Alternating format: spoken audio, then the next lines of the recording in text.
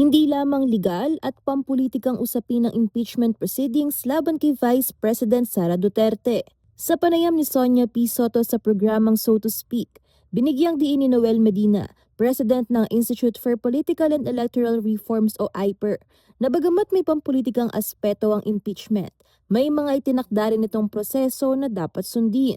Although this is a political exercise, it's also both a judicial process, no?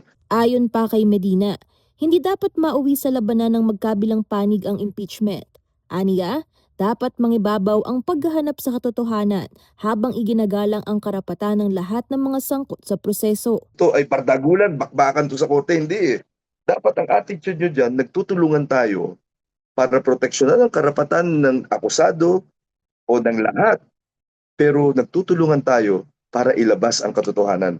Sinabi rin ni Medina na hindi lamang ang mga sangkot sa impeachment ang nasusubok sa kasalukuyang sitwasyon. Mahalaga rin daw na mapanatili ang kredibilidad ng mga institusyong nangangasiwa sa impeachment upang hindi masira ang tiwala ng publiko sa demokratikong proseso.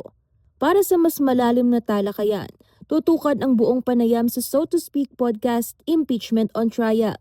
Mapapanood ngayong Miyerkules, July 22, alas 8 ng gabi sa CLTV 36 Free TV.